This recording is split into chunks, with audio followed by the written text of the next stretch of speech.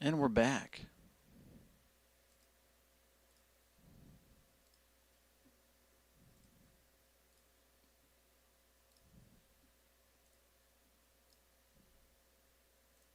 Yo, what's going on, Blake? How you doing? Back on the show. Let's see here.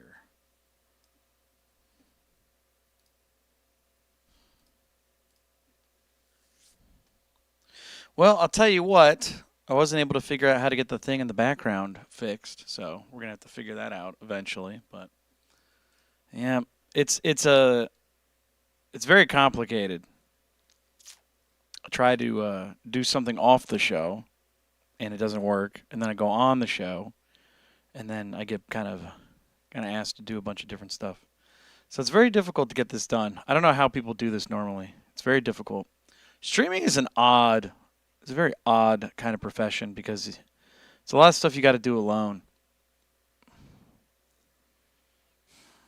Yeah, it's very difficult, especially the way I work. It's let me put it this way: if it's not in front of me, if it's not actively affecting my life with something, it's very hard for me to like dedicate time to it.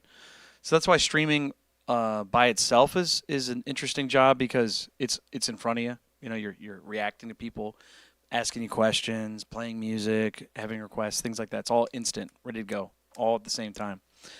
But as soon as you have to plan for stuff, then it's like, okay, I have to do this one thing. You do work on one thing at a time, and then other stuff pops up, gets in the way. You have to work on that. And then you're like, wait, what was I just doing? Oh, I can't remember. Guess I'll work on something else. And then you go back to the other thing, and you're like, oh, I'm supposed to work on that. Then you work on it, you're like, oh, I can't actually do that right now. It's very complicated.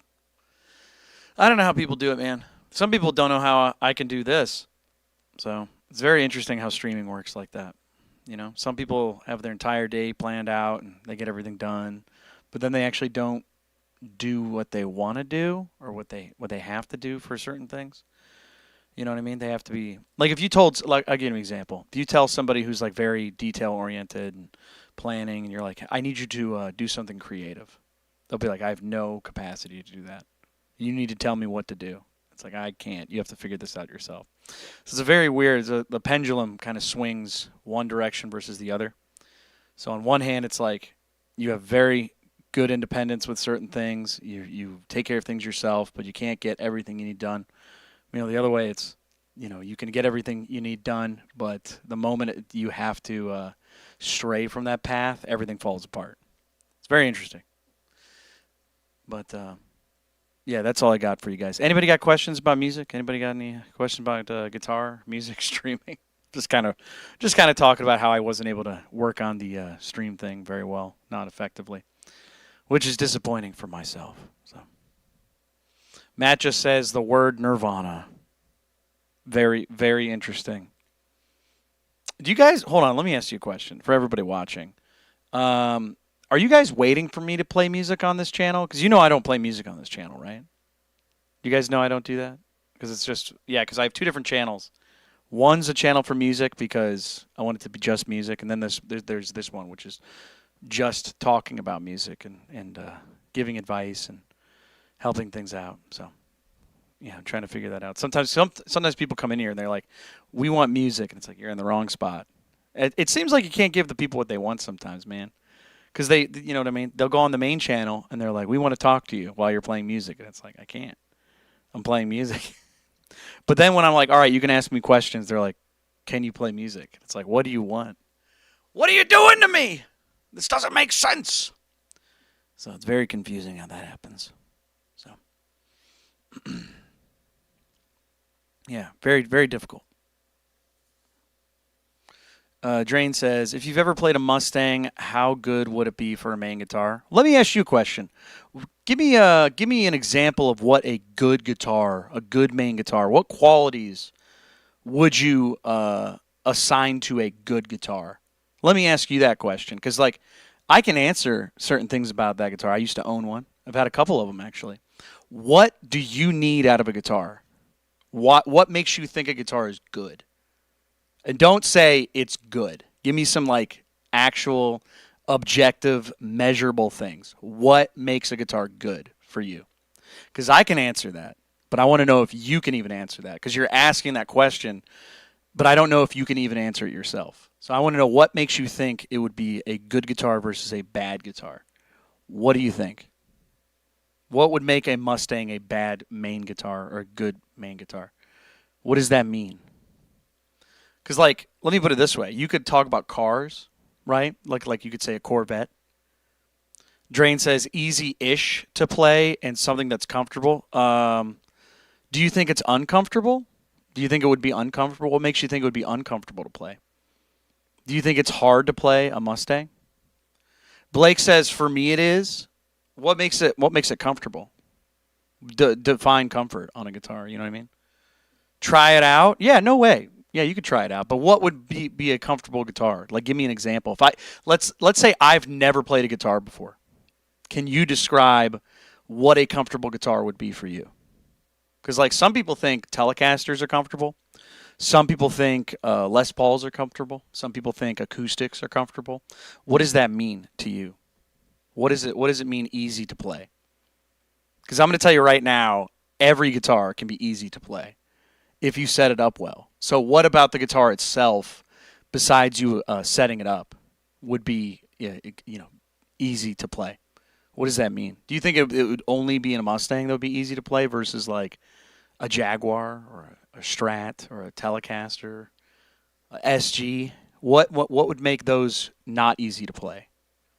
You know what I mean? Because it's a very interesting question. Because a lot of things that new people to guitar, they don't look at stuff in the respect of when somebody says easy to play. Do you mean like it's got a low action? That could apply to any guitar. Do you mean like it has light strings on it? You could do that with any guitar. You mean like it's got a cutaway on it? Okay, if it's got a cutaway, that makes it easier objectively. Blake says, do Telecasters actually work for almost every genre? Why wouldn't it? What would like you can't play metal on a Telecaster? Why not? You can't? Yeah, is it really you can only play Telecasters on country? You can only do that? Why? That's what I mean. Those are like really those are questions and feelings people get when they don't really understand instruments, when they don't understand music. You know what I mean? It's very interesting because they think that it's locked behind a wall. Like, oh, you can't possibly do that. You can't possibly do it. No, I know you're kidding, Yucatan. I know you're kidding. Why would I listen to that? You want me to listen to some random band? Is that your band? Is that something you're trying to promote? What do you mean? Oh, what happened to Drain? Where's Drain? I was asking Drain some questions about guitars. What makes a guitar easy to play? Can you define that? I wanted Drain to answer that. Yeah, because let me put it this way. I think, in my opinion, when somebody says a guitar is comfortable, it usually means that the guitar has a really nice contour on it. You know, the body is contoured in some way, like a Strat. See how this has a nice little contour here? So it hugs your body very well. It also has those nice two cutaways, so it makes it very balanced. I think that's great on a Strat. It's easy to plug in. The output jack is right on the front. It's very easy to plug in. I don't like the blade pickup selector, which is why I took mine off, but the blade's okay. But yeah, what makes a guitar comfortable? What makes it easy to play? Explain it to me. Magpie says low action makes it play good. I mean, it can. Some people like high action. Are you saying people that play high action, they're not comfortable? What does that mean? Yucatan says, I like the little patented cut thing on the back of an Ibanez. It's shaped to your hand when you go to higher frets. Okay, there's a great point. That's an excellent point, Yucatan. Perfect. Drain says, I answered like a minute ago. I didn't see anything, man. I didn't see anything from you. Let me see here. Let me scroll up for you. I have a... You have a Rouge? Rogue? Rocketeer Strat. It sounds okay. For me, I meant the way the neck is made. So what you're saying is a good guitar is the neck. So a comfortable guitar is how the neck is made. That's what you're saying? How would you define the neck as good? Like, does it have to be a wide, flat neck? Does it have to be a round neck? Does it have to be like... No, explain it more. I want to know what you mean. I want to know what you mean by that. What is that? What does it mean to have a comfortable neck? This is what I'm trying to say. When people ask me questions like, is the Mustang a good guitar? It depends. What do you like? Because if you like something with a wide, flat neck, no, you're not going to like a Mustang. If you like something with a smaller, rounder neck, oh, yeah, you would love that probably. Yeah, they're very and not every Mustang too. I used to have a couple Japanese Mustangs from Fender back in the day. They were kind of like a slightly bigger neck, which was really weird. It wasn't. I wouldn't call it a big neck, but for a Mustang, definitely big. I've played Mustangs with tiny necks, like broomsticks. Very, very good necks on those. But then again, I have smaller hands, so that goes back to the whole what is good to you. See, that it becomes like a joke, you know. I think this is good because it fits me. It's like, okay, so what you're saying is I'm looking for a guitar with a small neck. Does a Mustang have a small neck? Most of the time, yes. That would be a yes. So if you're looking for a guitar with a smaller neck on it, yeah, Mustangs generally have smaller necks. If you're looking for the early Japanese ones, not as much. It's kind of there. But, I mean, it depends on who made the neck that day, too. They're pretty consistent with the shape of them. But it doesn't make it there.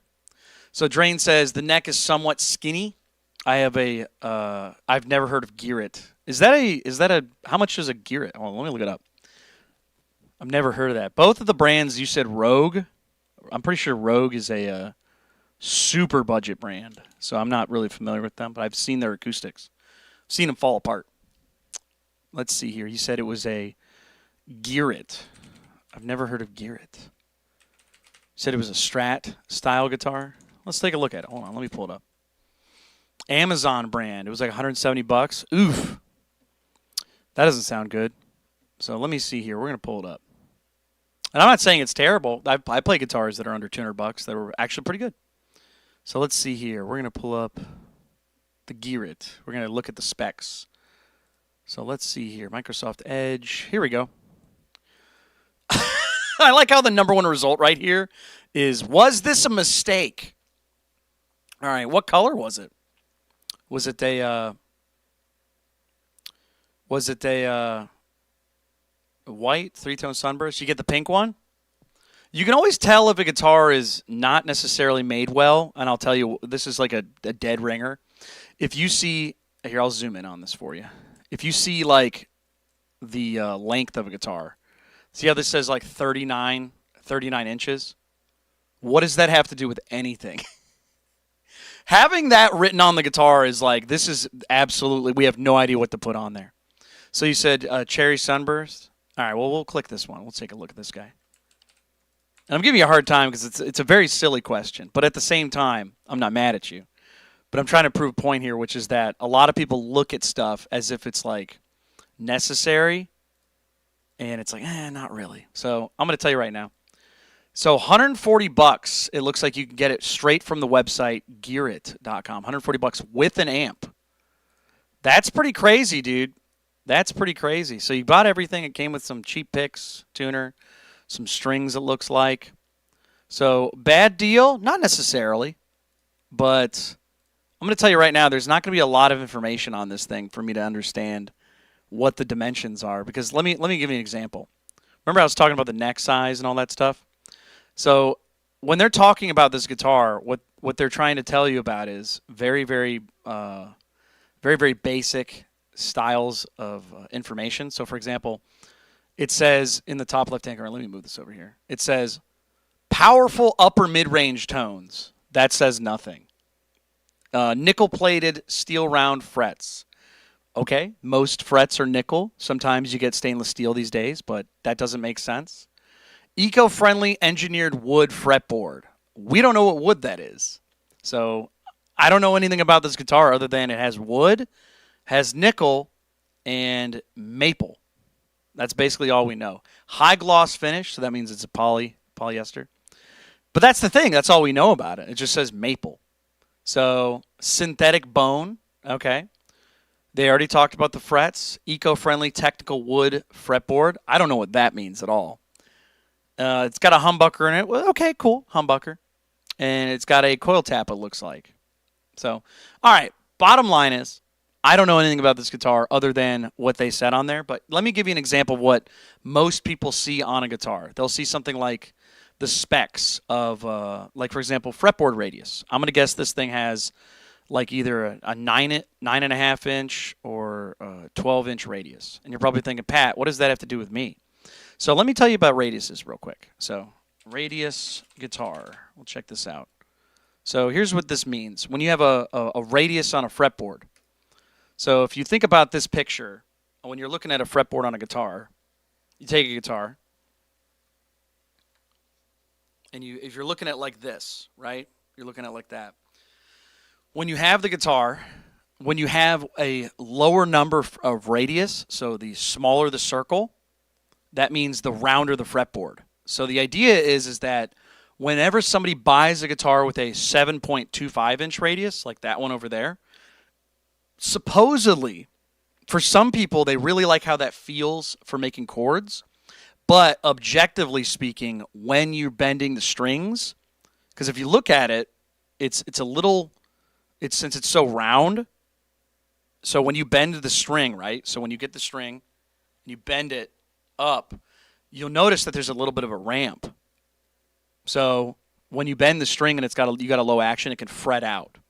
So if you have a flatter fretboard like this, you can have the strings lower without fretting out. So that's important to know. So if I like 12-inch radiuses or 9.5-inch radiuses, then it's a little flatter, which means you can have the action lower and you can actually bend the strings a bit better, have it lower.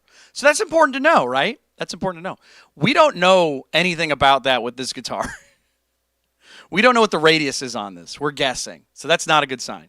So anyways, but the point I'm trying to make here is that you don't like this guitar, right? You say something's wrong with it. You don't have a good relationship with this guitar. You don't like it.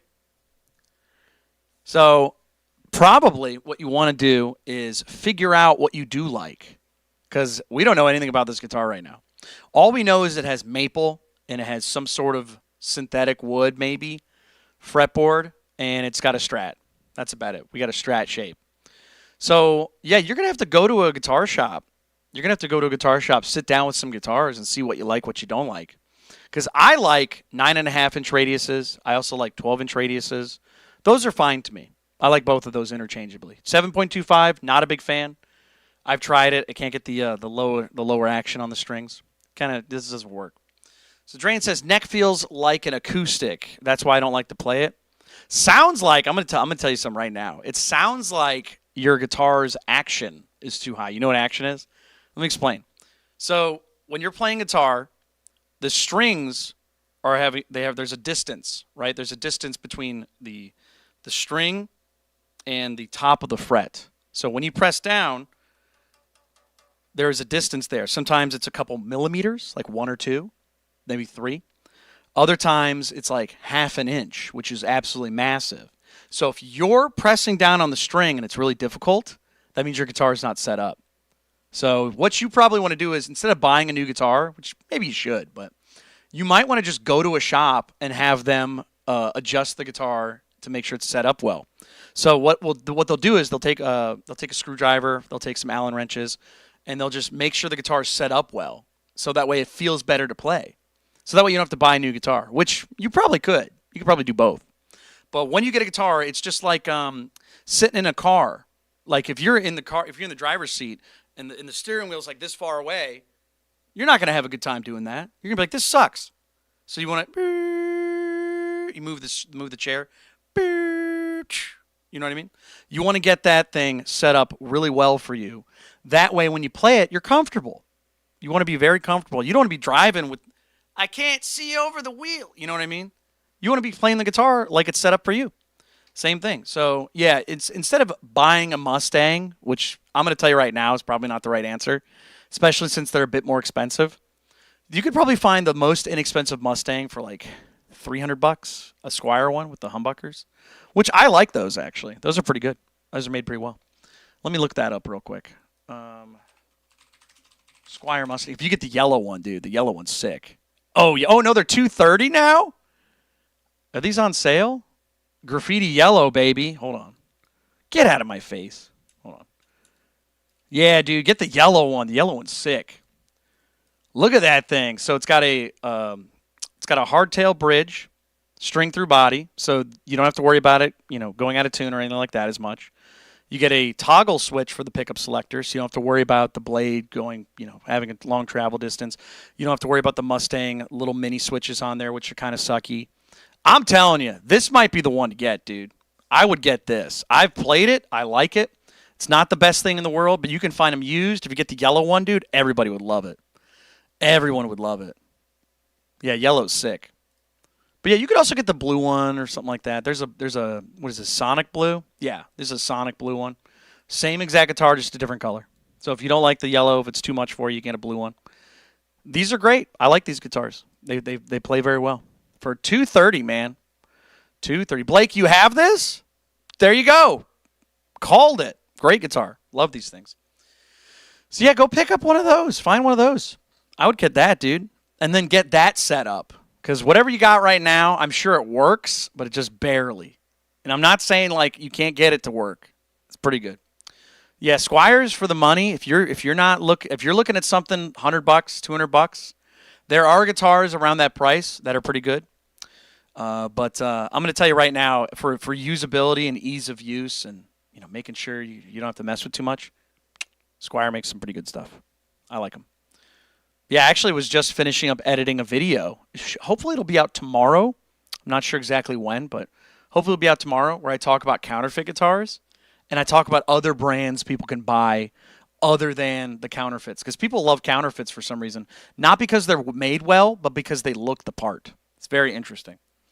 Oh, yeah, dude, the basses are great, too. Yeah, they're pretty good. Now, would I personally want to buy one?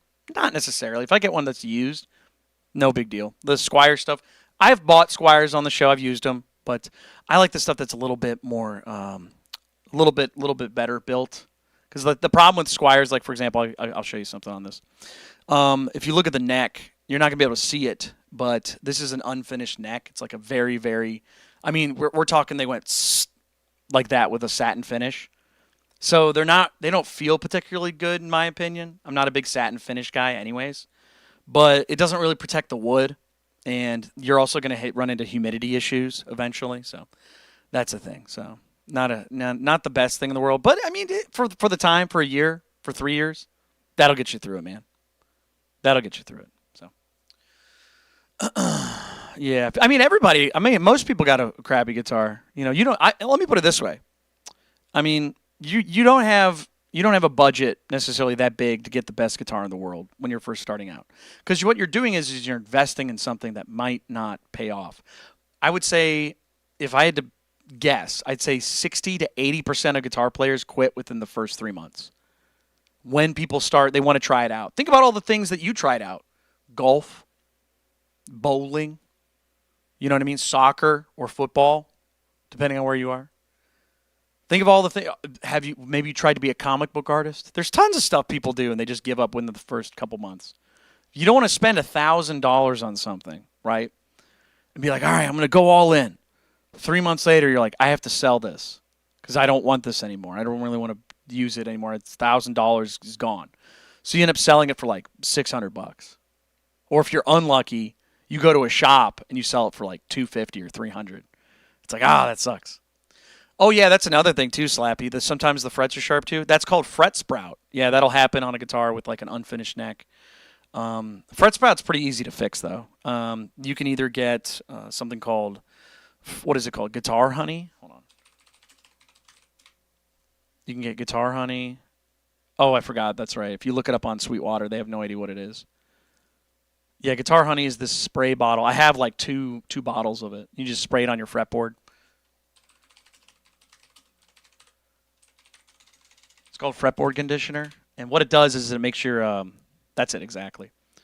It makes your fretboard really dark, and it hydrates it so that the wood kind of expands. And if you think about it, the wood is going to be moving, the metal is not, for the most part. The metal's not going to shrink and contract nearly as much as the wood. So if you get Guitar Honey and you put it on there, and you're perfect, dude. It'll darken it right up. But for some reason, if you put it on the guitar and it doesn't swell up enough, what you can do is you can get a file and you can just make sure that the sides are good to go with the fret sprout. It's not a big deal. You just get a bottle of that, though, for the most part, and it'll take care of you. But you can always go to a shop, too, if you really want to, and be like, hey, can you get the fret file? Can you file out the fret sprout? They'll be, yeah, sure, no big deal. It happens. It can happen to you. But, yeah, so if you get a guitar and it's pretty cheap, it's not a big deal. Drain says, if anyone ever goes to Spokane, you should, visit Hoffman Music and buy something. What's Hoffman Music? Is that what does your dad work there? Hoffman Music. Sounds familiar. Didn't they close down or something? Hoffman Music. Oh no, I'm thinking of Sam Ash. Sam Ash closed down. Hoffman Music. Let's take a look at it together. Yucatan. That's funny, dude. Jimmy Hoffa. All right, so it says Lakeland High School. So I'm taking it this is a very, very, very local place. Okay. Well, I'll tell you what. The first thing you want to see when you open a music store is a high school logo. That's not a good. It's not really good.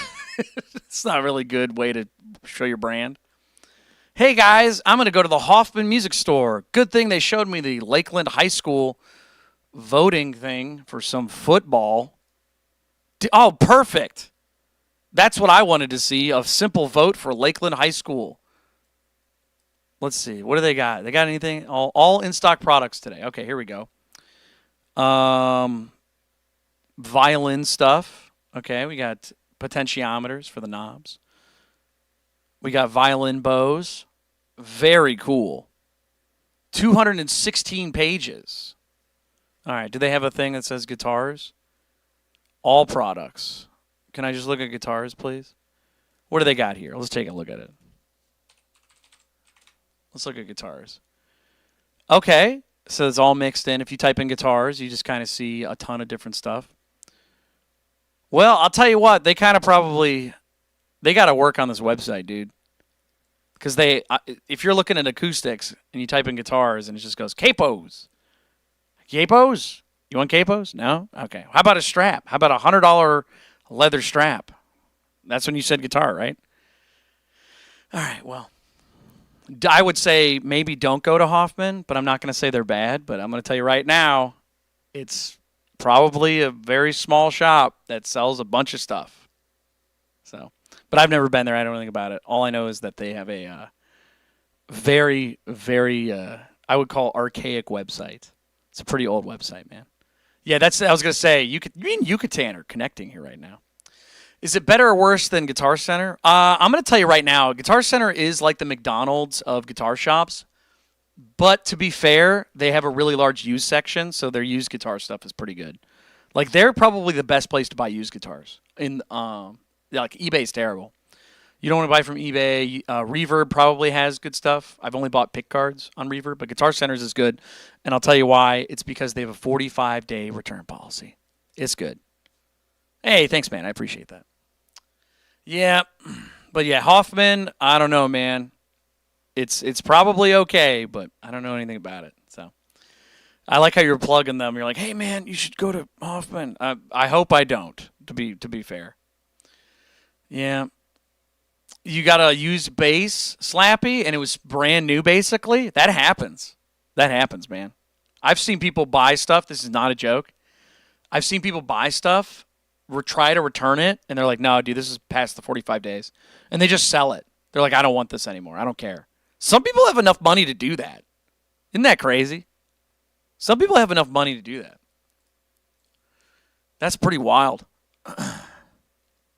Can you imagine being like, all right, I'm going to buy a new car, $25,000, $30,000 car, and you're like, I don't want this anymore.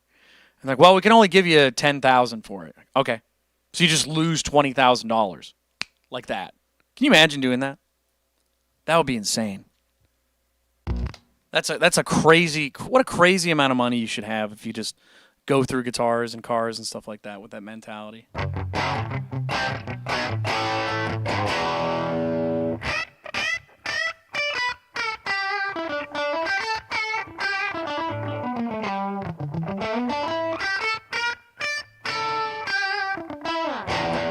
you're trying to get a job, you should work at a guitar shop. Work at Hoffman.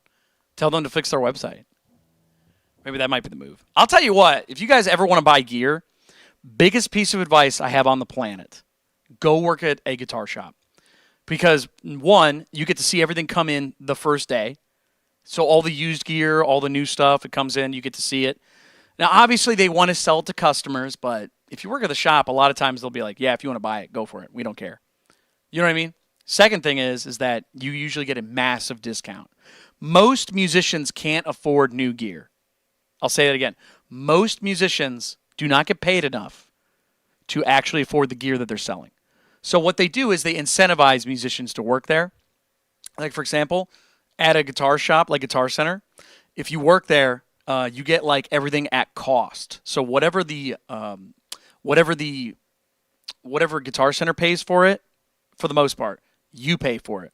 So, for example, a $2,000 Gibson SG, you could probably buy it for $1,200. That is a $800 discount. You cannot not afford to work at a guitar shop. You should definitely work at a guitar shop if you really want to buy gear. I've done that so many times where I'm like, I have to buy new stuff. And then I'll work at a guitar shop for 3 months, 6 months. And I'm like, okay, cool, this is fine. You don't get paid much, but at least for the, time you're there, you get a nice discount. Yeah, secure the gear and then get out. Not a joke. You do not get paid almost anything. Well, I shouldn't say for every guitar shop. I'm sure there's honest guitar shops out there. You know what I mean? I'm sure there's good ones.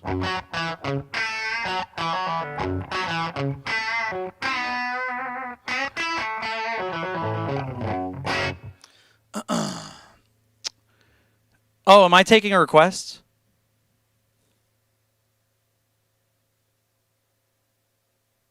Anyways.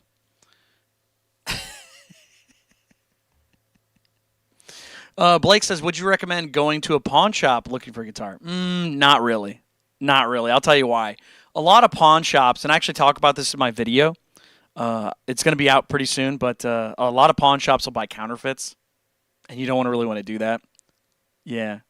You don't really want to go to a pawn shop, and because for one thing, they're not guitar players. They're people that are just like, I want to buy something to sell it. That's their whole job. They are not there to actually care about what they're buying. If you say I have thing and it's worth $50, they're going to give you $5, $10, and they're going to sell it for $40, $35 to get it out the door. That's what pawn shops are for. I've seen good gear. Don't get me wrong. I've seen good gear. I remember I went to this pawn shop that was down the street from me because it had, what they would do is every year around New Year's, like right after New Year's, they would get rid of any guitar that had been there for over a year, and they'd sell it for like almost cost. But a lot of it was crap. A lot of it was like junk. But I remember they had a JCM 800, which is a fantastic amp. Don't know how they had it. Don't know why they had it, but JCM, it's a Marshall. Everybody loves those amps, dude. Fantastic. Yeah, they had a JCM 800, the head. I can't remember which one it was, but I want to say it was the 2203X. So they had this amp, $3,000 amp new. They had it for like $800. And you know that it had been sitting for a while because nobody goes to a pawn shop with like $1,000, So I imagine if I had offered them like 800, 500, or not 800, if I offered them $500, they probably would have taken it. But the sad part is somebody bought it. So I was like, come on, man. But yeah, you can find good stuff because people have to eat. People got to pay rent.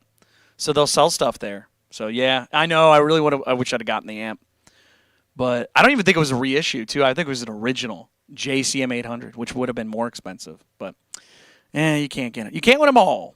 But if you're looking at gear, if you already know what you're looking for, if you're like confident in buying gear, and you know what to look for as far as counterfeits, if you want to make sure you're not getting something that's broken, if you can actually check it out, definitely check out pawn shops because sometimes they get good gear. Most of the time they don't. Again, most of the stuff being brought into a pawn shop is, hey, man, I need $50 today, or I need $200 today. Here's a bunch of crap. And they'll be like, all right, we'll buy it, but we'll give you $30. And they'll go, okay. So they buy it. Yeah, I used to work at a place called Second and Charles, which was basically like a nice pawn shop. But I was the guitar guy, so they actually had somebody that like knew about music and stuff like that. So I would be like, no, we don't want that. Yes, we should buy that. We should get this. But people took no money. Like they would offer them in-store credit that was like half of what we were going to sell it for. So if you had a $100 item, you'd get in-store credit for $50. And then if you wanted to get cash, it'd be 25%. It was terrible. Terrible. I mean, great for the store. Terrible for every person that ever walked in there. So like they would buy books and they would buy comics and they would buy video games, things like that. And they'd price them pretty well. They'd check Amazon, they'd check eBay, and they'd be like, it seems like we can price it for this. But you would get no money. But people were just like, I don't really care. Whatever, I just need to get rid of it. So it's pretty nuts, man. Pawns kind of prey on desperate people. Yeah, that's kind of the market. I mean, but if you want me to play devil's advocate, pawn shops do give a resource for people to get some money. Because if you think about it, if you're trying to sell something and nobody wants it, you get $0. So there is a kind of, it makes sense that there's something out there that you can sell something to. I mean, obviously they're not going to buy everything. Like if you have a broken laptop, they're not going to be like, yeah, I'll give you $5. I mean, they might, but yeah, it's kind of one of those things where a lot of people just go out there and they try to sell whatever they can. So there's a point. But you should let me give you guys a hint. If you're trying to sell an item, there's a couple steps you got to do. One, if you know how much it's worth, right? Don't think about the new price. Think about how much it costs in the market. So like, for example, if it costs $1,000 new and it's selling, not people asking for it, but selling for about $600, $700, then obviously you can probably put it on the market yourself for $600 to $700. Does that make sense? So then if nobody bites, if nobody says, I want to buy this for 2 weeks, a month, whatever, then obviously go check it out. See if you can sell it. If you can't, then whatever. And then you would go to a shop because you're going to get paid less than that. They're going to sell it for $600 to $700. You're going to get like $300 to $400 if you're lucky. So that's what you want to do. You want to go out. You want to check out how much something sells for, and then decide what you want to do after that. And if it's a good enough item, if you get lucky, you can sell it privately. I've done that many times. So. Drain says I think it's IYV actually, and that's actually a good Mustang. From what I can see, I've never played one, but I wanted to buy one. IYV Mustang. Yeah, these things are cool, man. What makes the IYV Mustang cool is it actually has a different bridge. Yeah, this is the thing everybody likes. So if you look at it, it has the tremolo system. See this big hunk of chrome right there? So that's just like on a Jaguar. And it looks pretty cool. I like it. I really want to buy one to try it out. Definitely want to try that out.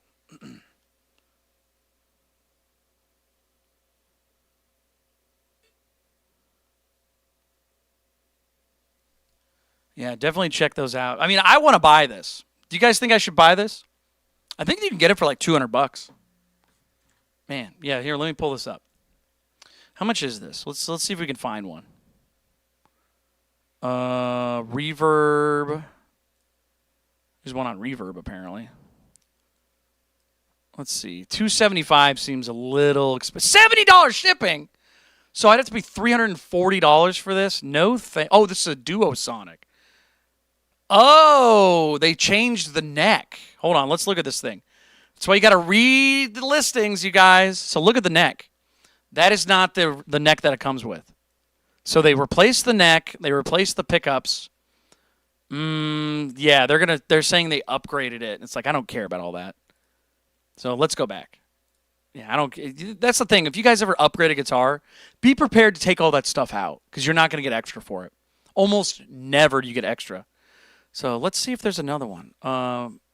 Let's go to, here's another Reverb one. Bet you this will be $200. Oh, called it. $159 with a $59 shipping. So that's, what is that? $220? About $220 before tax. And there's no changes on it, so I can see. Yeah, look at the headstock. See, this is the IYV. I think those are good. Mark says, moment of silence for G&L. Hell no, dude. G&L deserved it. G&L had it coming, man. They just did not know how to market their guitars. They were good. They were pretty good, at least. But yeah, they didn't know what they were doing, dude. They did not know what they were doing. So yeah, I could see why Fender bought them out. I could see why. I mean, I don't hate them. I don't think they're a bad company, but they just didn't know what they were doing, man. So I'm not giving them a moment of silence. If they really did a good job and it came out of nowhere, then I'd feel bad. But they're still a company. Just Fender owns them now. So we'll see what happens.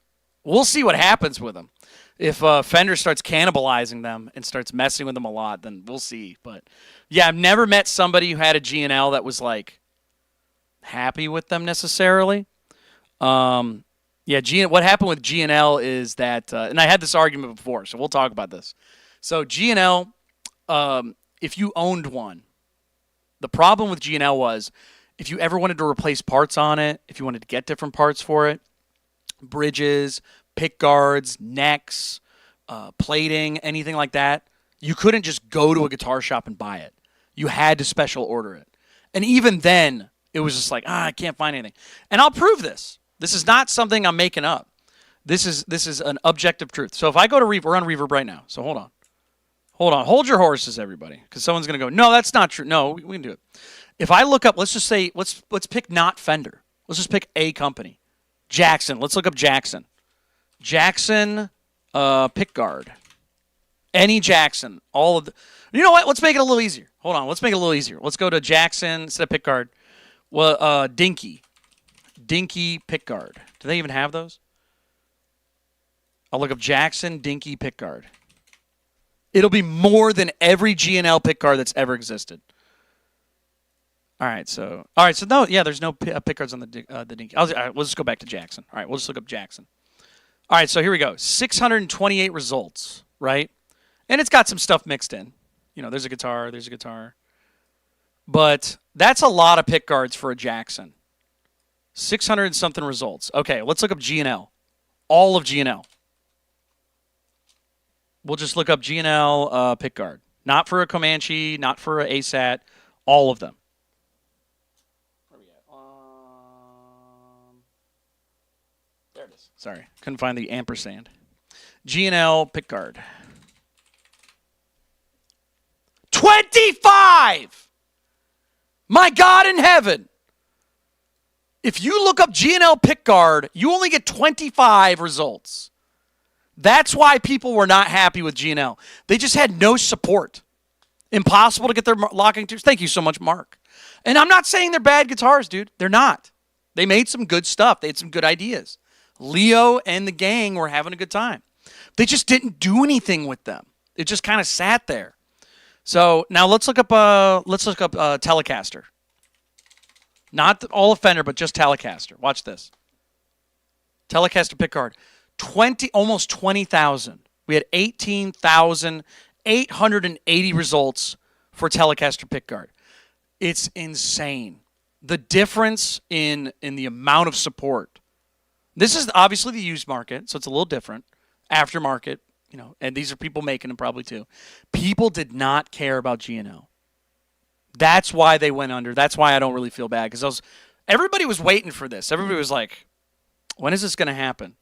Now, I didn't know Fender was going to buy them, but if anybody was going to, it'd be Fender. So let's go do it. Let's go do it. Drain, go pick it up, man. Go buy it. Go buy that graffiti yellow Mustang. I don't think that's much of a deal if you can buy a new one. How much was the new one? Hold on. Yellow Mustang Squire. How much was it? $230? Was it? Oh, I guess that's a little better. Yeah, no, that's worth it. Yeah. Okay, I thought it was $180 or something. I thought it was on sale. Let me look it up. Squire Mustang. See if we can find it. Yeah, $230. Why was I thinking it was less? Oh, yeah, there's used ones. Sorry, you're right. Yeah, check it out. There's one for $155, $175. There's another one for $175. Yep. Yeah, go pick that one up, dude. I would get it. I think the yellow ones are sick. Blake says, Pat, have you seen the Squire Affinity Jaguar? Ooh, Squire Affinity Jaguar. No. Is it new? Is there a new version of it? I've seen a couple of them. Let's see here. Mark says, have the inside details on Nags guitars, XPRS guys. Oh, I've seen Nags. I haven't really seen a lot of them, but I've seen them. They look okay. They look like they have a good eye for wood and like quality, but I've never really played them, to be honest. Love to check them out. I've seen them come to the store I used to work at, but let's see here. The one with the blade switch. Oh, the brown one. I like the color. I'll be real. I really like the metallic brown, Mystic metallic brown. So it's got a big flake. Big flake. Yeah, I'm going to tell you right now, not a big fan of blade switches. That's one of the only things I have beef with Fender about is I don't like blade switches. But I guess for a 2 pickup guitar, it makes less sense. For the 5-way switch, it makes more sense. But I also don't like how they don't have the chrome. But hey, if you're cutting costs, you got to make sure it makes sense. I like the color. I think this would be a good mod platform. Maybe, because obviously you could just put the chrome on there. I wonder if it's routed. It's probably not. But metallic brown, it would have been better with a rosewood. I think it would have been better with rosewood, brown on brown. I got brown on brown. Yeah, get some humbuckers in there, dude. Why does that look wider than it should be? This looks weird. Am I wrong? These pickups look too far apart or something? Wait a second. Is this like a 24.5, or is this 24-inch scale? Nope, it is. Slim C-shaped neck. Pretty cool. What's up with that? Why does that look weird? It's got ceramic pickups. See, this is what I was talking about earlier, Drain. When I was talking about specs, when you want to look at a guitar, if you can't see the specs on the guitar, probably something's wrong. You really want to read all that stuff. Because now we know it's 24-inch scale length. We know it's got a pretty small nut width, so it's only about 42 millimeters, which is a little bit smaller, which I like. Where's the radius? It should be, if I'm guessing it, since it's a modern style, it'd be like 9.5. Doesn't say the radius. Hold on. 9.5. Nope, doesn't even say it. I'm gonna guess it's 9.5. Yeah, I like the 9.5-inch radius. I used to own one of these, the classic vibes. It never sounded right. Yeah, it never sounded right. Yeah, am I wrong though? Hold on a second. Look at the pickups on this. Look at them.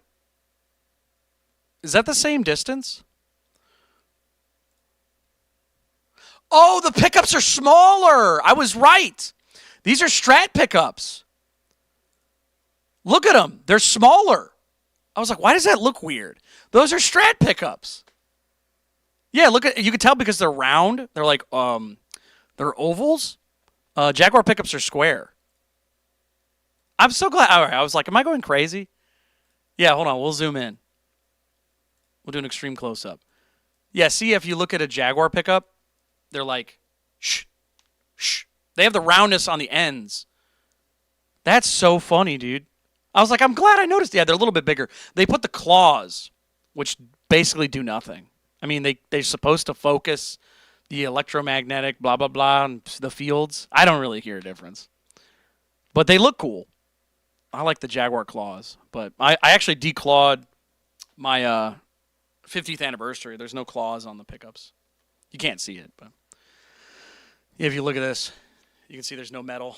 It's just straight up pickup. So it's pretty funny how that works. Yeah, I'm glad I noticed that. But would I buy it? I'm not sure. Mark says, sir. Ooh, I think you're trying to say, sir. I think those are good. I think the headstock's kind of ugly. But there's a shop not too far from me that actually has sirs. I never know if it's sir or sure, even though the H and the U. I've heard people say it both ways, which I'm like, that's confusing. But those are made well. I like those. They have a Jazzmaster, and I don't even like Jazzmasters, but they have a Jazzmaster now that's apparently really good. Hold on, let me look it up. We'll pull it up. Apparently people really like it. It's got a great design. Here we go. Here's the Sir Jazzmaster. Look, they fixed the headstock, which I'm happy about. It's a minor thing. Oh, that's got the P90s, though. Where's the one with the Jazzmaster pickups? Because there's a new one they came out with. Is this it? The JM. Yeah, whatever that stands for. Look at that thing. Oh, this thing's gorgeous. Look at that color. They know me, dude. Oh, dude, if Sir called me tomorrow and said, "Hey, could you try this out?" I'd be like, "Hell yeah, dude." Drain, just buy it, man. Just get it. Doesn't matter where it's from. They'll ship it to you. It'll be there in 3 to 5 days. You'll be fine. Perfect. Look at this guitar. Look how sick this thing looks. I love it. So yeah, they have one with P90s. It looks like, which is not, that's not a Jazzmaster thing. Jazzmasters have Jazzmaster pickups, which are a bit different. But if you can get one with humbuckers, boy, I'm telling you, that'd be the one to get, dude. That'd be the one to get with the string through on the bridge. Even though I like the chrome and it looks better, but I'm sorry, they're not P90s, they're S90s for sure. Very cool. I like it. All right, so they have one with a humbucker in the black. That's kind of it has a Strat. There's a Strat trim on it. That's funny. I like it. Yeah. All right, so we got all that. Oh, there's another one. Ooh, look at this one. Ooh, seafoam green, baby. Look at the matching headstock. They know what to do. I love it. I think it looks sick. All right. Well, yeah, I like them. I like Sir, but I don't know if I would ever buy one because they're kind of expensive. And if you're spending that much money, it's like, maybe I'll get something else. There's another offset that's really cool. I think Harmony? What's the name of that company? Harmony? Offset guitar? Where is it? Yeah, there it is. The Silhouette. I actually really like this guitar too. You're noticing a theme. They seem to know what my favorite color is, or one of them. Look at that thing. It looks weird, doesn't it? That looks like it's sick. It looks like it's being stretched out like it's a piece of gum. But I've seen people play it, and it looks better when you're actually holding it. So let's go look at it, man. Let's go check it out. Yeah, can we get one where somebody's holding it? Please. No, I guess not. 3 bolts, too. That's really weird. You don't really see that. You really don't see something like that. So, yeah, pretty wild looking. Let's see here. Guitar Edit says, what's a good beginner guitar? What do you like? That's what I was trying to say earlier. Somebody was asking me what makes a good beginner guitar. I mean, here's the real question. What do you look for in a guitar? If you're brand new, you have no idea what you're doing. I got an idea. Let's pick out a guitar for you, Guitar Edits. Let's do this. How about this? We're gonna go to a web page. I'm just gonna look at a bunch of different body shapes and stuff. You tell me which one looks good to you.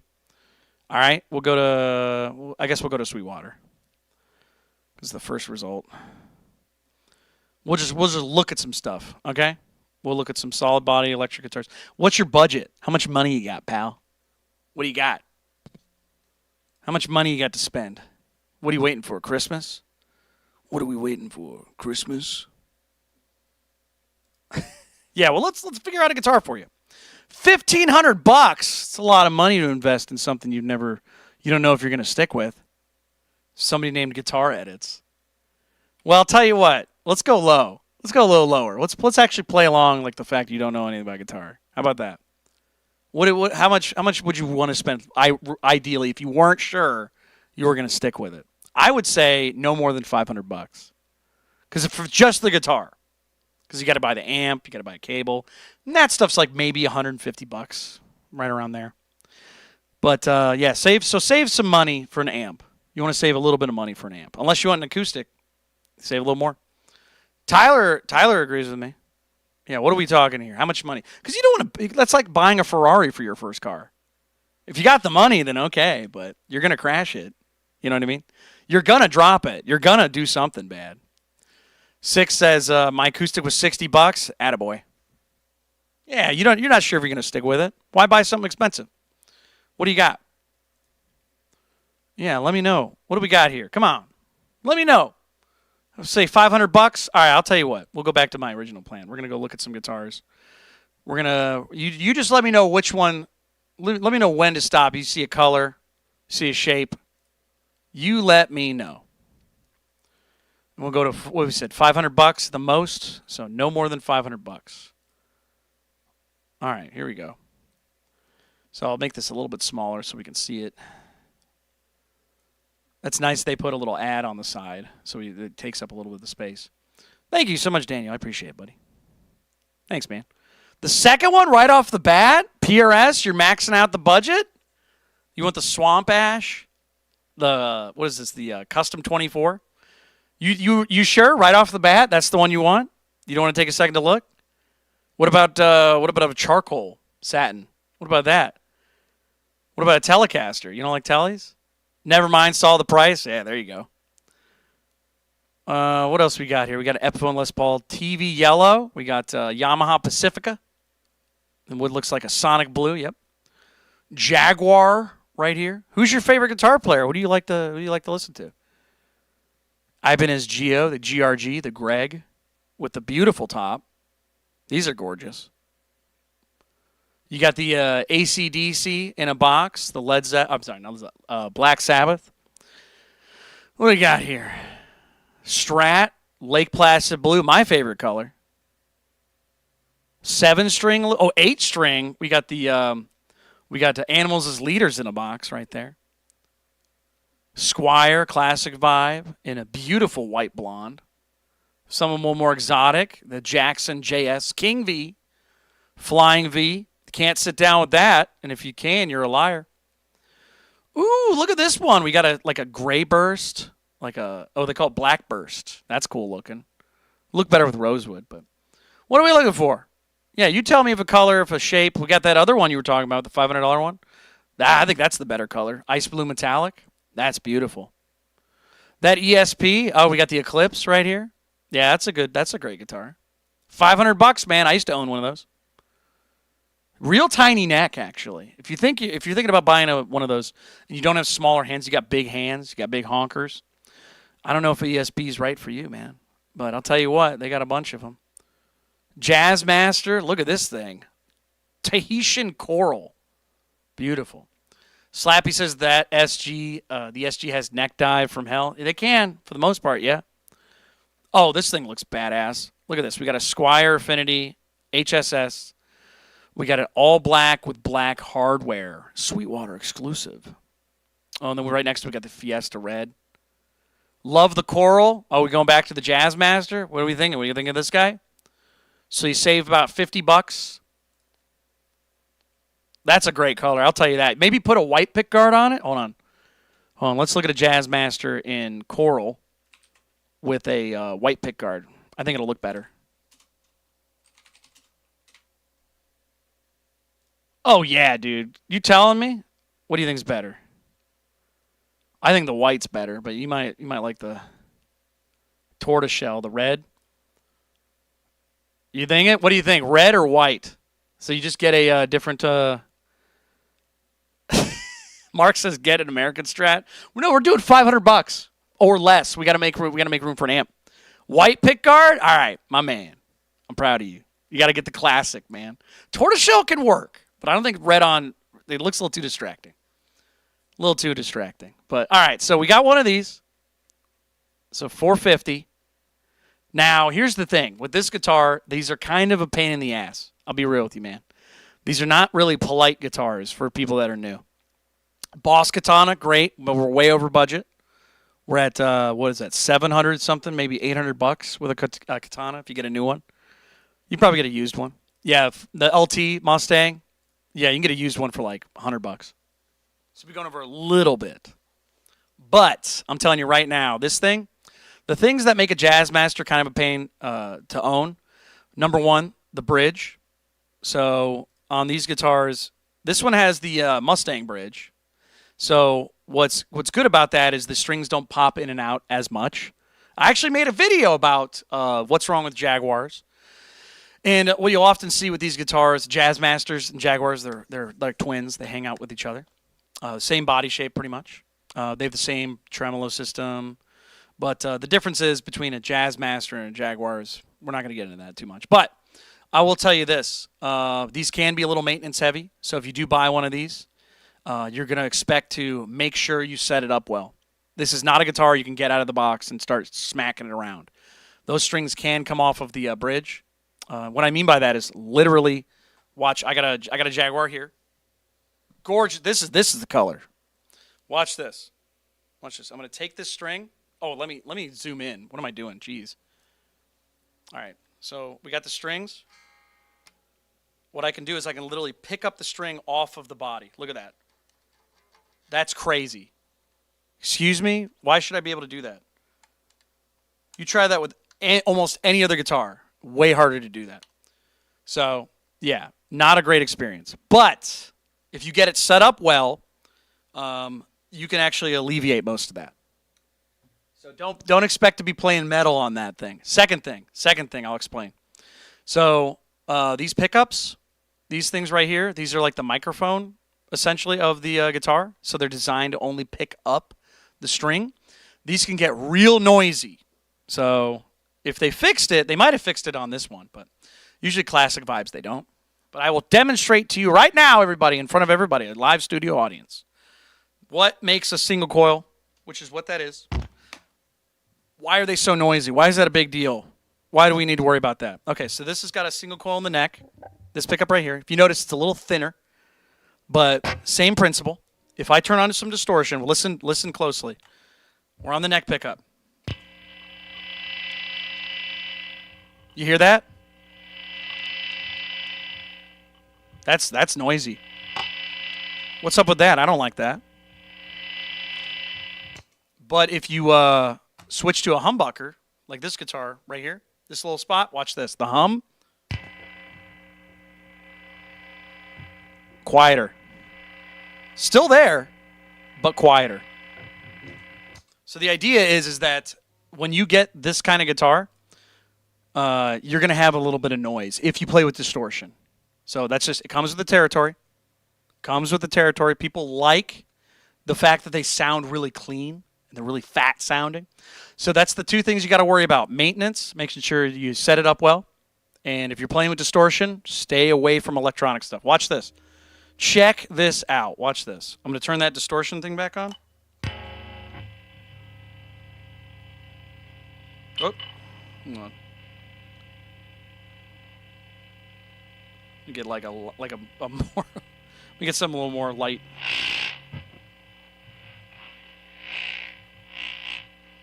Right?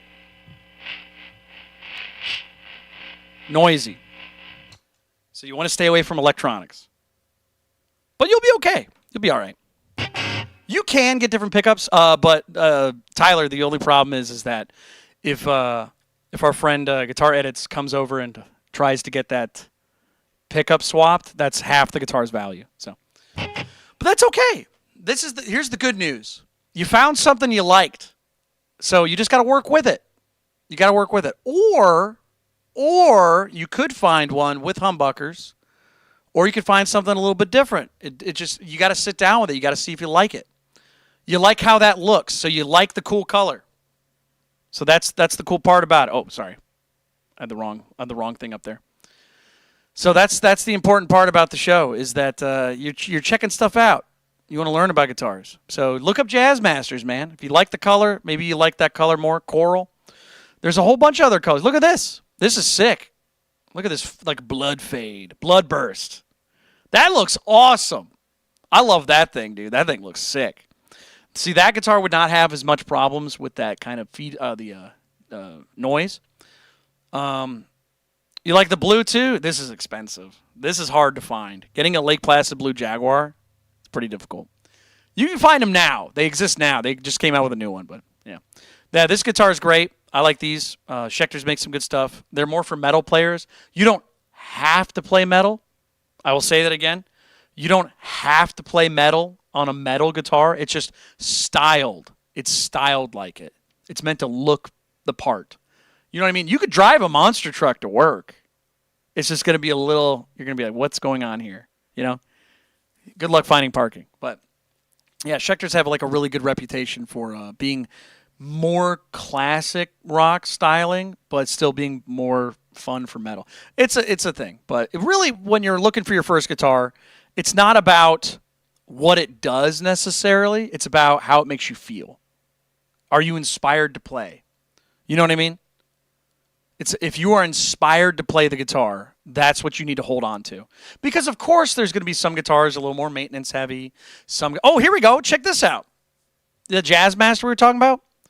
Check this out. It's got a totally different set of hardware on it. Look at this thing. Look at that big old Telecaster bridge on there. That thing's sick. You get the simplified controls. Lots of great stuff. You said there's a Chrome Jackson on there? What do we got? I wasn't even looking at that. Chrome Jackson. Oh, you mean the Ibanez, Paul Stanley? You mean this guy? The Iceman. This thing's pretty cool. 550 or 450. That's not so bad. Yeah, they call those Telemasters because it's a Jazzmaster and a Telecaster. But for some reason, they don't call it that. They call it the offset Telecaster. But it's really third row.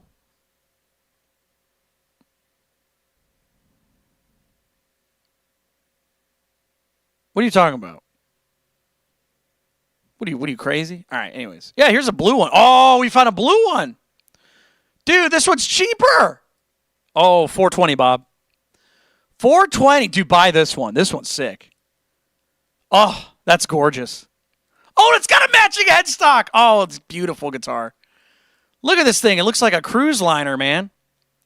That thing's beautiful. Oh, gorgeous guitar. Absolutely. Dude, I would get that. Look at that. Dude, you should get that. That would be the one to get because it's a little bit easier to use. Because I'll show you a difference. I'll show you a difference between the two. All right, let me go back. See this guy? See, I remember I was talking about this big old hunk of metal, the bridge. That is solved with this guitar. This thing is way more reliable. You put the string in, you don't have to worry about it moving. For the most part. Yeah, I would get this, dude. Especially if it's for a deal. 420? 420, Bob? Dude, pick one of those up. I think you'd love it. I think you should get it today. That thing's sick. And then you just get a Mustang LT25 amp. You're good. You're beautiful. Look at that. A little bit cheaper than this guy. I like the color on this. But dude, it's got the blocks and the matching headstock. Woo! That thing's a champion. Yeah, the inlays are good too. You get the blocks. You pay extra for those. That's not a joke a lot of times. Here, I got the dots on this guy. I think the dots are more traditional and they look better. But, dude, hold on. You get the blocks, man. You get some with the blocks. Oh, it looks like a tuxedo. Look at that. Gorgeous. Gorgeous. And then if you want the real tuxedo, you gotta get a Les Paul Custom, which is ridiculous. There you go. You gotta get the mother of pearl. This is what people don't talk about with mother of pearl, with the inlays. Here, I'll show you guys the inlays a little closer. Hold on, I'll make myself a little zoomed in. Boop.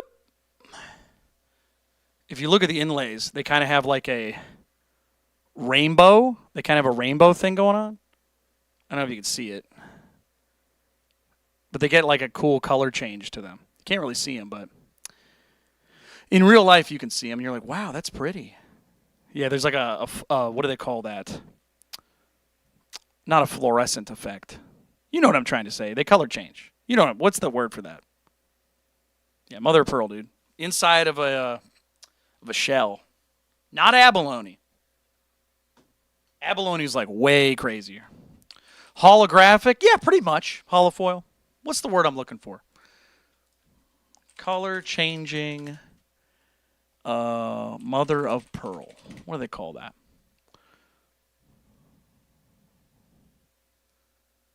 Yeah, the shimmering changing colors.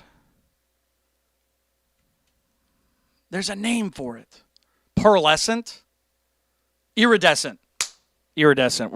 Fluorescent. There you go. Oh, they're great though. Yeah, those are great. I hope that answered your question. I know we went on a bit of a tirade there, but that's the point, is that you have to find something you like. If you're looking for guitar for your first time, find something you like, man. Find something that inspires you to play. And of course, you're obviously going to, if it's a little more difficult to play, if it's a little more maintenance heavy, you'll learn how to deal with it. You'll learn how to deal with it. But that one, at least that blue one, you'll have a little bit of an easier time with. So, anybody else have a guitar? Anybody else want to buy a guitar? Anyone looking at guitars, amps? Anybody got questions about music, streaming for a living, all that stuff? What do you got? What do you got? Let me know. You guys got time. You guys got about 30 minutes. What do we got? 30 minutes on the show, and then I got to do my music. What do we got here? What's everybody doing out there? Tell you what. Speaking of guitars, I was looking at. I finally got to play that Jaguar, the new American Professional Classic. They really got to figure these names out. These are terrible names. Terrible names. Yeah, I got to play one of these in the Faded Fire Mist Gold. I liked it. I really enjoyed it, but it's not the best. Definitely like my Jaguars. This is definitely a good platform though, but I don't know if I love the neck. I'd have to get it set up. The one I played at the shop wasn't particularly well set up. 6 Foot says, I have a question about strumming. What could you possibly ask about strumming? Let me know what's your question about strumming. Blake says, are the Epiphone grabber basses any good? I've never really used them. The only Epiphone basses I've played were the Firebird. Do they still make that? Or is it the Thunderbird? Thunderbird's the bass. The Firebird's the guitar. Sorry, I got it mixed up. I'm going to hit you with a MyB. Yeah, here we go. Here's the Thunderbird. $450 for this big old guy. I actually played one of these. They are heavy. These are heavy sumbitches. Real heavy. If I had to guess, they probably weigh like... Oh, wow. No, these are lighter than I remember. It says 9 pounds, 8 pounds, 9 pounds, 9 pounds. I remember being like 11 or 12 pounds. So at least they're a little lighter. Oh, yeah. Super neck dive on those. That thing will pull you. You could throw that off a boat and you can cast anchor. You'd be all right. Yeah, the Thunderbirds. I'm going to tell you right now. I've never played a grabber bass, but I can't imagine it being too different. The grabber bass. Yep, $1,000? I don't know, man. I don't think Epiphone can justify that. I really don't think they can justify $1,000. Dude, it's got to be flawless. Flawless. I've seen a lot of Epiphones going up in price, and their quality control is not going up. I played 3 of the, what's his name? The Les Paul Custom Adam Jones. I played 3 Adam Jones Epiphones. I played 3 of them. Different stores. They all had problems. Really bad, too. One had like a really messed up neck. Like it was just... Another one, the bridge was like put in all goofy. Another one had pretty bad fret sprout, which is like, what? I mean, I get it. That can happen to any guitar, but for $1,500, there should be no problems, especially if it's made in China. Because, like, if you think about it logically, let's think about this. If you spend $1,000 on an American guitar, you're getting the low-end American stuff, right? So they're building it quickly and throwing it out the door, right? So they'll have like missing finishes. Look at the SG Faded. Let's look at the SG Faded. That was like one of the first guitars that was out there that was like really inexpensive. They stopped making it. Well, they were like $800, something like that, $700 when they first came out years ago. And the problem was that when the SG came out, they took the finish off. They basically went, psst, here's your finish, get out the door. So it was like a hunk of wood. And it worked well. It was fine. But at the same time, you could buy a Schecter, you could buy a Made in Mexico Strat, all these other guitars with everything you'd want, not made in America, and it was less. So you'd get a decent price on something like that. So when you go back to the Adam Jones, it was just like you're spending more money to get the quality made from China. That's the mentality. $1,500 to China is supposed to go way further than, let's say, $1,500 American, because we got to pay our workers well. We got to make sure that the quality control is there. We take a lot of time to build stuff. Obviously, there is also overhead. There's other stuff you got to think about. But when you're buying something made overseas, you're paying them way less. It's because the exchange rate, all that stuff comes into play. So, yeah, $1,500 for an Epiphone, dude. That's, I don't know, man. I still can't wrap my head around that because they're not better either. If they were better, I would understand it, but they're not. They're really not. Yeah, I don't know, man. Didn't a bunch of those Jones guitars get stolen? Maybe. I'm not sure on that. But if that's the case, then I don't know, man. They're good looking. They're definitely good looking guitars. But yeah, your money's it doesn't. I don't know how you justify. It's pretty, but let me pull this up. Hold on. ESP makes a Silver Burst or an LTD for about the same price, something like that. I spelled Silver Burst wrong. Oh, come on. Yeah, you'll see there's a couple of these. Why does it keep coming up with this? Sweetwater, what are you doing? LTD. I'll just put silver. Yeah, why does it keep doing that? There it goes. Here's an Eclipse. $600. $600. Again, you don't get exactly, but it's very similar. $600? That is 1/3 of the price. You get the silver, beautiful. You don't get the all the body binding, but it's close. It's there, and you're not paying through the nose. Let's find the real one though. Let's get the. Okay, here we go. This one's $1,800. This is the BK. Is it Kella here? This is the guy from Mastodon. Who's this guy? I can't remember his name. But look at this. You get the cool paint job. You get the cool neck joint. Well, I'm in the way. You can't see it. Hold on. It's like a sculpted neck joint. So it's a bit more expensive, but it makes more sense because it's more expensive. And this one's also probably made in China or Indonesia. Let's see where it's made. Hold on. Let's see if we can zoom in. Oh, I can't zoom in on the headstock. There we go. Korea. So Korea actually has a pretty good reputation for making stuff. PRS used to make all their stuff over there. So at least you get a better quality control. It's a better quality guitar, and it makes sense. The price is it makes more sense. I haven't played one of those with any problems. No problems on those whatsoever. Here's that guitar we were talking about again. So I don't know, man. Yeah, the Adam Jones Les Paul doesn't make sense to me. Slap says Dave Grohl has a signature Epiphone that's $1,000. Oh yeah, those things are not great either. I played one of those when it came out. The DG 335. It looks the part, but it just falls short, man. It falls short. Again, same problems. The neck wasn't great. It felt like it was made really quickly. It felt like they didn't really take their time with it. Whole bunch of crazy stuff. Whole bunch of crazy stuff with it. Yeah, it just didn't feel great. You could actually probably see the paint quality on this too if you look close enough.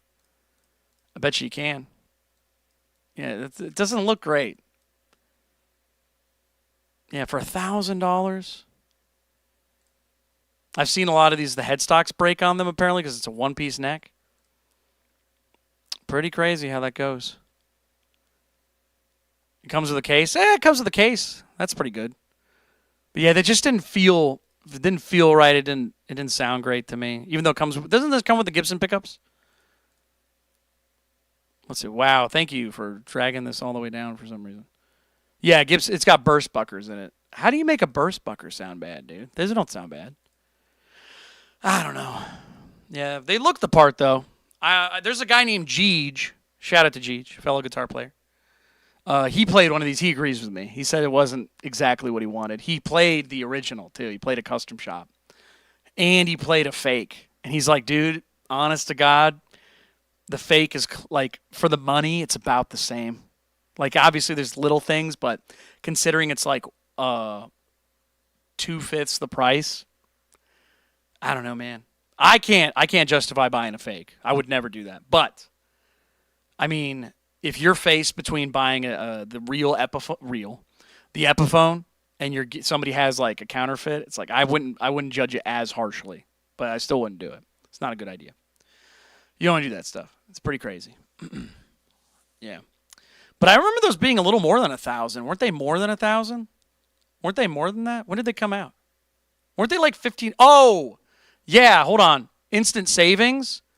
Yeah, these are $1,300. Yeah, absolutely not. They're way, way worse. Way worse. Yeah, that's insane. $1,300. Get them out of here. $1,300. Come on. What's $1,300? What else can we buy for that? Let's make a real comparison here, folks. And again, it comes with the case. That's nice. But let's look at some other models. Let's go look at something else. Let's look at guitars. Let's look at some pricing. 1,300. Oh, insane. All right, let's look at electric guitars. Let's look at some solid bodies. $6,000 for this. I don't know who this dude is. I don't know who Ariel Posen is. I think I've seen videos. $6,000 for this just seems outrageous. I'm sorry. That seems crazy for a Strat. I mean, I get custom shop stuff. I get it. But I don't know who that is. So I don't understand how that works. Let's see here. What were we looking at? We were looking at $1,300, right? That was so 1,000 to 1,500. So we see American Pros. Ew, another Epiphone that just seems way too expensive. A Schecter Hellraiser is $1,500 now. What? Is that made in USA?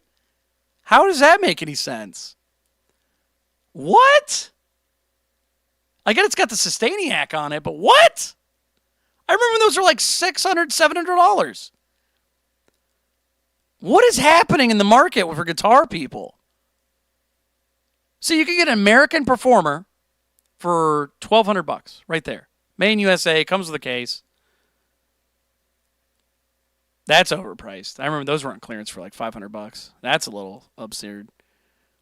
Anything else? Can we get rid of the Epiphones, please? Those are just ridiculous. Okay, more Schecters. More Epiphone. Jacksons. Are there any? Okay, we got a Fender Player 2 for $1,000? I bought that for $500 like 2 years ago. I mean, albeit I got one used, but $500. Somebody saw an Evertune? Okay, that makes more sense. $1,000? Oh, it's the modified one. Okay, that makes more sense. But still, that's insane. Dude, guitar players are dying right now.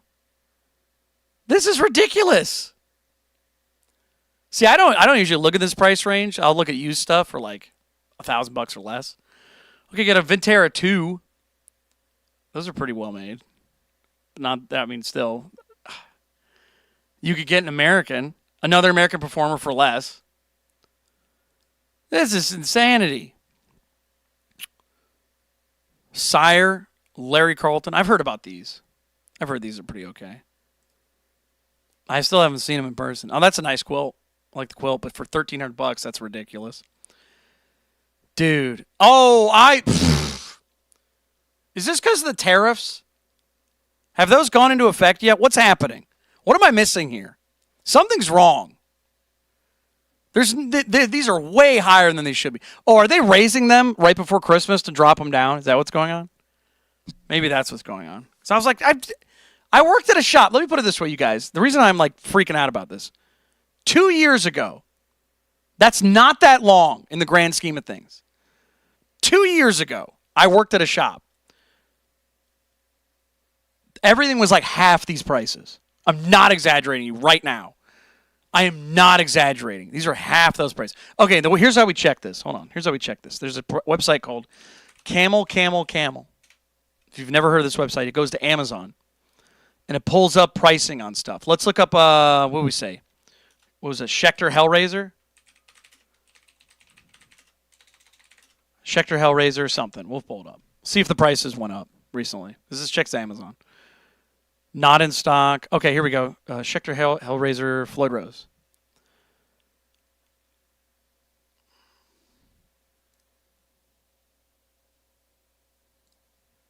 For the past 6 months, it looks like it's been $1,078. Okay. The lowest price it was at, $700 in 2015. The highest ever, 2018. Okay. That's weird. Let's look at a year.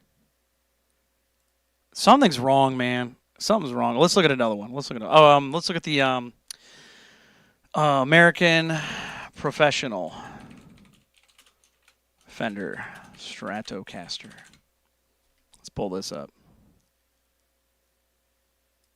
It's doubled in price in 10 years. Nothing? Oh, couldn't find anything? Okay, hold on. Let me just try it that way. Do they not sell on Amazon? That probably makes sense. Okay, let's try. Let's see. What's another brand? Oh, Ibanez. I bet you Ibanez is on here. Oh my God, I can't type. Ibanez GRG. Let's try that. Okay, here we go. We got a bunch of them. All right, let's try this guy. $300. Any pricing? Well, that kind of fits my theory. If you guys look, so it was new for $250. So it went down $50. That was last year. I'm sorry, not last year. That was in 2022, and then it rose up to $270 to $280, now to $300. It looks like the most they ever sell for was $334. Okay, that looks like a big jump, but that's only a difference of $50 basically. I don't know, man. This all looks weird, but I'm going to tell you right now, this doesn't look right. $1,400, $1,500 for a Schecter. And then if you look at the used market, let's go to GuitarCenter.com. Let's go and look at the used market. Schecter, Hellraiser. They're like half the price. Excuse me?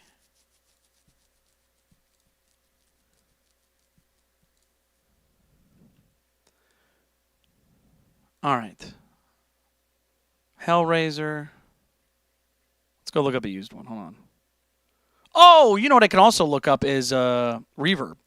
Reverb has a pretty good marketing thing. Let's look up a red one. Yeah, $700. That's half the price. What? Another one, $800. Yeah, usually they don't go half. If you're buying it used, usually it's around like 60 to 70%. The market's in anarchy right now. That one's $1,000, but that's the Floyd Rose. What is this? What is this? It looks a little weird. This is a 7-string. Those are a little bit cheaper used because they're kind of weird. I don't know, man. I can't believe it. Yeah, can you imagine buying a guitar and then 6 months later it's worth half? Now, I get that it goes down. We all get that, but that just seems outrageous. All right, let me check one more website, you guys. This is just for me.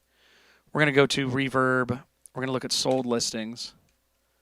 Schecter, Hellraiser, C1. And then we'll go to sort by, not sort by, it was show only. Where is it? I can't remember. Let's make this huge.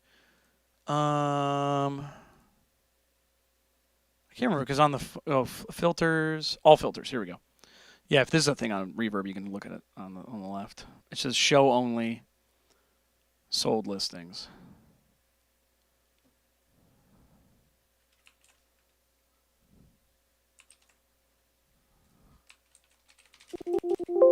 Oh, it's not showing up now? Okay, that's cool. Oh, there it is. Found it. Show only sold listings. I don't know why they make that easier, but yeah, what the flip is this? Look at this. Look at this. Somebody come here right now. Look at this. 575, 550, 800, 500, 410 with a case. 675 price drop.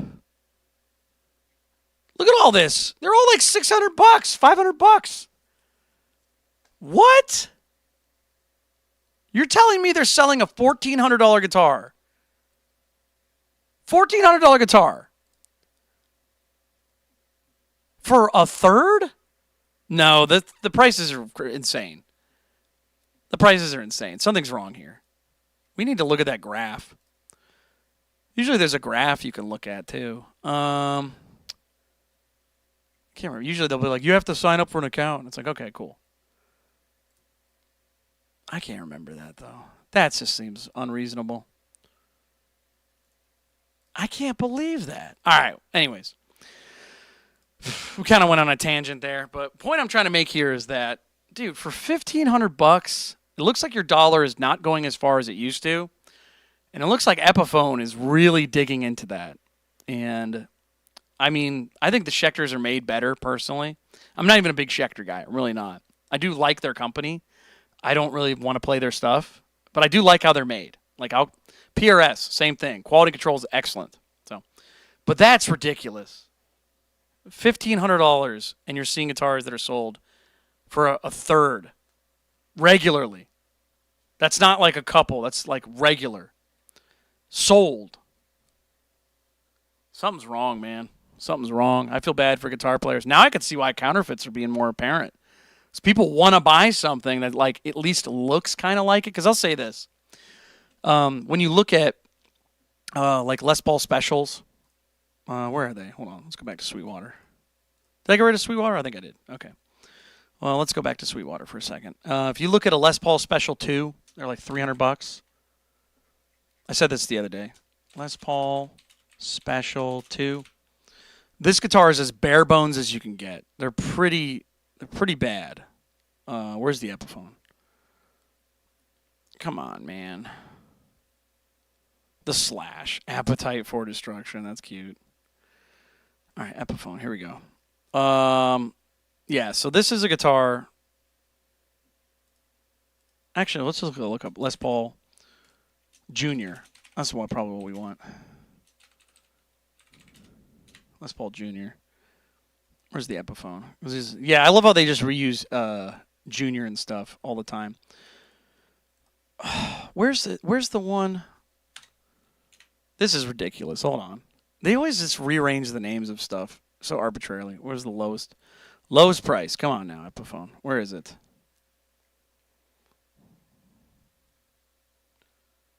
It's only showing me Gibsons. That's really cute. Dude, Sweetwater, your website is trash.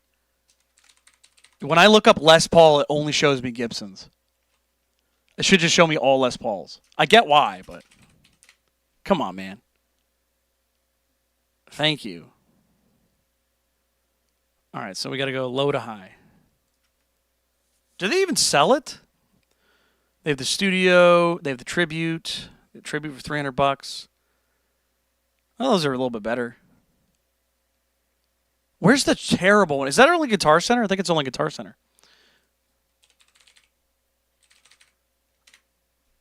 Yeah, I've seen Chris Storr. I'm not a big fan of him. I've seen what he does. He offers like a really interesting deal, but I don't think it's worth it. I mean, you could do it yourself way easier for the money, in my opinion. All right, so Les Paul. Let's just look up Les Paul S. Let's see here. Here we go. Yeah, here it is. What is? Yeah, hold on a second. What is this called? What is this called? Les Paul Special 2. Why did Sweetwater not show me this? Is this a Guitar Center exclusive? Apparently it is. I did not know this. This thing's $220. So it looks like it's usually $270.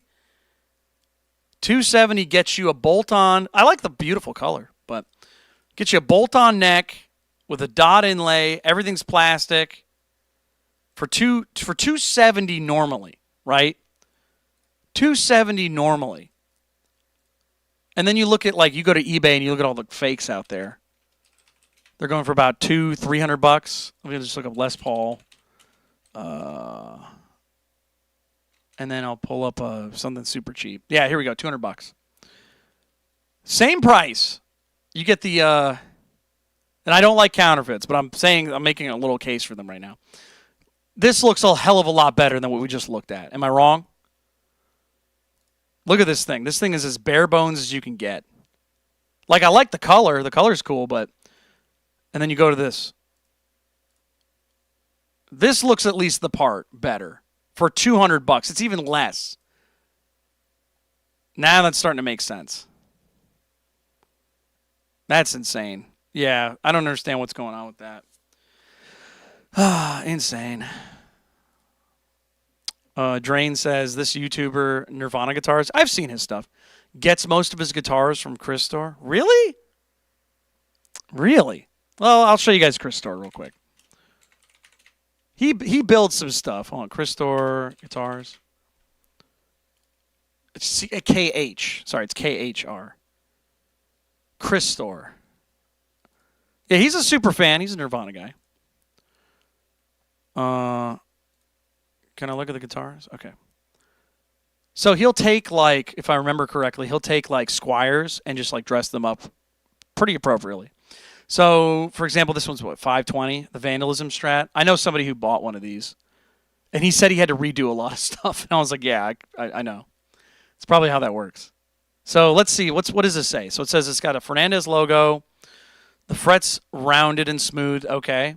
It's got a Seymour Duncan pickup in the neck. Interesting. Okay. In the bridge, probably. Oh, I didn't know he used a neck pickup on the bridge. Okay. Basswood fretboard is Rose Acer. Is that supposed to say Rosewood? Probably. Modern C fretboard radius is in millimeters. Okay. 22 frets. Gotcha. Nut width. All right.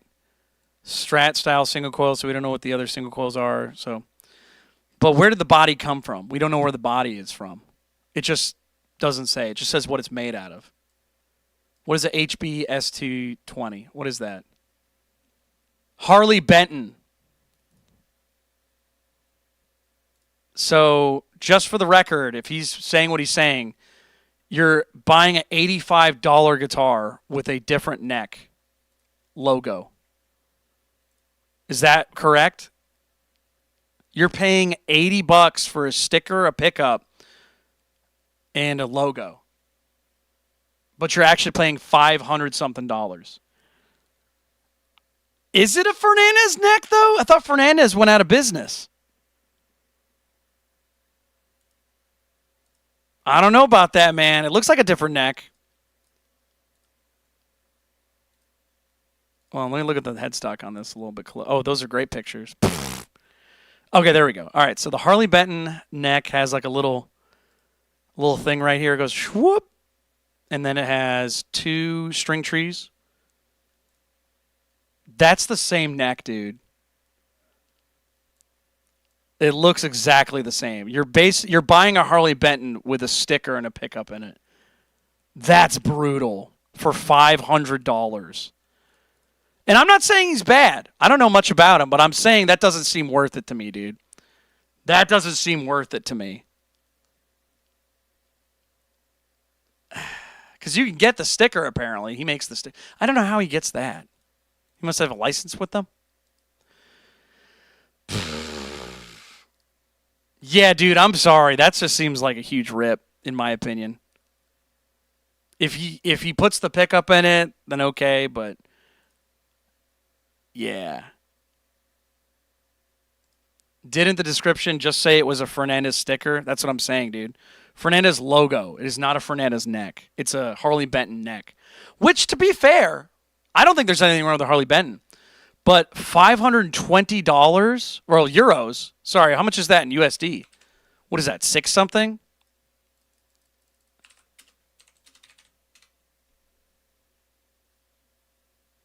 Oh, sorry, they use commas. That's right. Sorry, I accidentally deleted and didn't put the dot. Yeah, that's $600, dude. $600. And then you got to think about shipping. He's got to ship it to you. How much is shipping? I don't know, man. That doesn't make sense to me. I'm not gonna say, hey, don't do it. But do you really want to spend that much money? Yeah, no, I'm not kidding. Hold on. Let's do the math here. Real quick. Let's do the math here. That guitar is what, $100?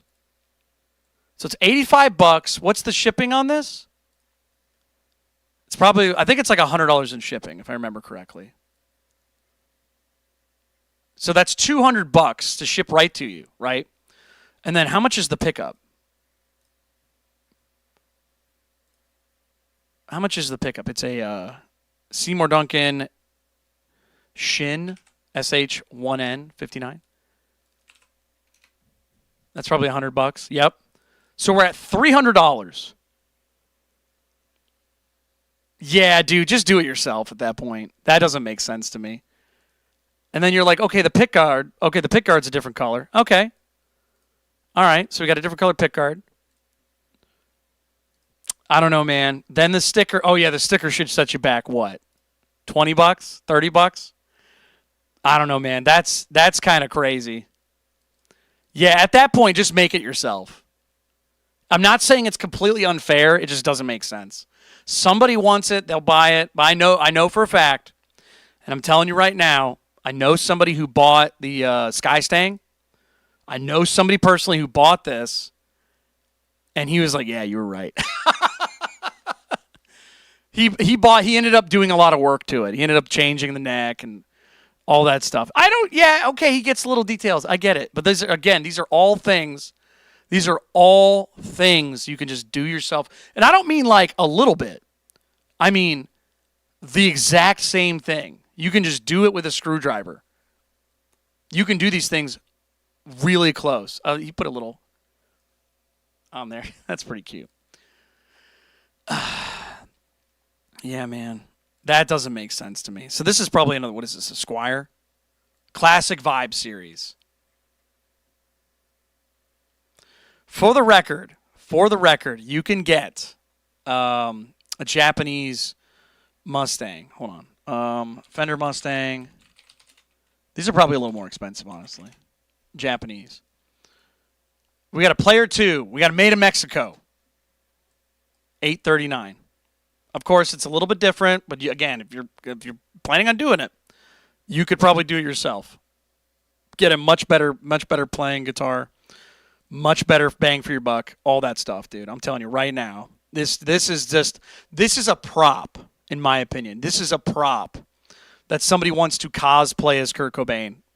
I got it. You don't want to do it yourself? Go for it. You got it. But if you want something that's made well, that actually has a little bit more for bang for your buck, do it yourself. And I'm sure he's going to say, oh, yeah, do it yourself. I'm not blaming this guy at all. I'm just saying I wouldn't recommend this to any person on the planet. Yeah, I would just not recommend anybody do that. So, yeah, there's a lot of things there that it's just like, and you got to wait apparently a bit of time for someone to make it. Got it. You got it. So I don't know how many this guy sells, but I know he's sold at least one. But yeah, I'm going to tell you right now, Nirvana Guitars recommends these. That seems like a conflict of interest in my opinion. Because if you think about it, he's got a big channel. He's recommending. He's talking about all this equipment. If he buys something from there, he's kind of giving them advertising. If that's the case, if there's nothing going on behind the scenes, somebody recommending something, and hey, that's his opinion. But it does seem like a conflict of interest of that. If he gets, you know what I mean? If this guy says, hey, you should try this thing out, and then he sells them, is there a kickback? Is there something going on? I don't know. There seems something kind of weird. So, yeah, that doesn't make sense to me. But at the same time, hey, listen, if you want to buy something and you do not want to get your hands dirty, if you don't want to turn a screwdriver, if you don't want to go out and rewire something, if you're not going to play it to the point where you actually need something of higher quality, I can see a purpose for those guitars. I really can. But I'm saying, once again, it doesn't seem worth it in the long run, and it doesn't make sense financially. Just get something yourself, make it yourself. You just use the parts. Even if you go to Warmoth, right? Go get parts yourself and build it. You know what I mean? I really don't think it'll be that expensive. I really don't. Yeah. I wouldn't say that. Yeah, that just seems like a ripoff to me. But again, ripoff in the sense of you can get a better deal. So, anyways, I'm going to get off here, you guys. I'm going to leave it on that note. No offense to, like I said, Chris Storr. If he wants to do stuff like that, he's more than welcome to. I just think people probably should do a little more research before buying something like that. They should know a little better. But I'm going to get off here, you guys. I got to take a break, and then we're going to go play some music tonight. I guess I'll see you guys in a couple minutes. So thanks for watching. I'll see you guys next time. It was fun to talk about guitars. Once again, See you soon. On the main channel, Patrick Gnarly. If you didn't know, this is Patrick Gnarly Company. This is the second channel. If you want to hear me play music, if you want to hang out and jam out, go follow the main channel, just Patrick Gnarly. It's there. You'll see it. Linked in the channel description. All right. I'll see you guys later.